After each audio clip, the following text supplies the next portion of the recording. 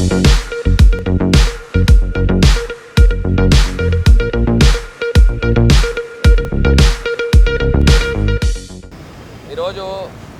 రాజమహేంద్రవరానికి కాదు, ఆంధ్రప్రదేశ్లో ఒక రకంగా చెప్పాలంటే ద బిగ్గెస్ట్ ఓపెనింగ్ ఉన్న ఫ్లైఓవర్.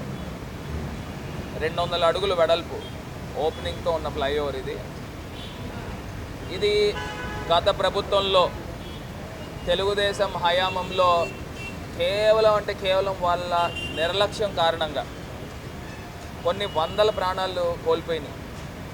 చంద్రబాబు నాయుడు గారు రాజమండ్రి పుష్కరాలకు వచ్చి 29 మందిని ఎట్లాగైతే చంపేశారో అదే రకంగా ఇది ఇంకొక ఘటన.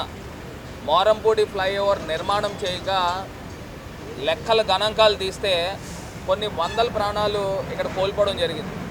14 సంవత్సరాలు ముఖ్యమంత్రి కింద ఉన్న చంద్రబాబు నాయుడు గారు ఆ మాత్రం ఇంగిత జ్ఞానం లేదా అని అడుగుతా ఉన్నా. ఇది బ్లాక్ స్పాట్ కిందన తొలగించడం జరిగింది. ఏం చేస్తూ ఉన్నారు తెలుగుదేశం పార్టీ నాయకులు? గాడిదలు కాస్తున్నారా అని అడుగుతా ఉన్నా. 2014 నుంచి 19 దాకా ఎన్డీఏ ప్రభుత్వంలో భాగస్వాముల కింద ఉన్న తెలుగుదేశం వాళ్ళ పార్టీ ఎమ్మెల్యేలు, ఎంపీలు ఏం చేస్తూ ఉన్నారు? ఈ 9 సంవత్సరాల కాలంలో ఎంతమంది చనిపోయారు? దానికి కారకులు వీళ్ళు కాదా అని అడుగుతూ ఉన్నారు. వీళ్ళపైన ఛార్జ్ షీట్ తీయాలి, వీళ్ళపైన కేసులు కట్టాలి.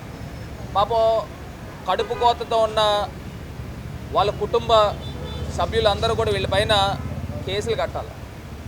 ఇంత నిర్లక్ష్యం, వీళ్ళ నిర్లక్ష్యం కారణంగానే ఈ యొక్క ఫ్లైఓవర్ క్యాన్సిల్ అవ్వడం జరిగింది. ఆ క్యాన్సిల్ అయ్యి అటు దివాన్ చెరువు దగ్గర నుంచి విజయవాడ వెళ్ళేదానికి బైపాస్ రోడ్ వచ్చింది కాబట్టి ఇటు మోరంపూడి పైకి ట్రాఫిక్ రాదని వాళ్ళు క్యాన్సిల్ చేసుకుని పోయారు. దాన్ని మనం వచ్చిన తర్వాత బ్లాక్ స్పాట్లు ఎందుకు తొలగించారు అని బ్లాక్ స్పాట్ రీఇనిషియేట్ చేయడం జరిగింది. అదొకటే కాకుండా లాలా చెరువు, దివాన్ చెరువు, మోరంపూడి, బొమ్మూరు, ఫ్యూచర్ కిడ్స్, వేమగిరి ఇన్ని ఫ్లైఓవర్లు శాంక్షన్లు తీసుకొస్తూ ఉన్నాం. ఇది మార్చ్ నెలాఖరు లోపులోనే ఇది కంప్లీషన్ చేసే కార్యక్రమం చేపడతా ఉన్నాం. శరవేగంగా డెవలప్ వర్క్ జరుగుతూ ఉంది. మరి ఒకసారి చూస్తే ఎన్నో టెక్నికల్ అంశాలు, కారణాలు ఏవేదైనప్పటికీ కానీ ఈ తెలుగుదేశం పార్టీ వాళ్ళని నిర్దాక్షిణ్యంగా రాజమండ్రి ప్రజలు ఎప్పుడు కూడా క్షమించరని కూడా ఈ సందర్భంగా తెలియపరుస్తూ, ఇది రాజమహేంద్రవరం ప్రజలకి ఈ ఫ్లైఓవర్, మోరంపూడి ఫ్లైఓవర్ ఎదురుగుండా అంబేద్కర్ గారి స్టాచ్యూ కూడా ఉంది.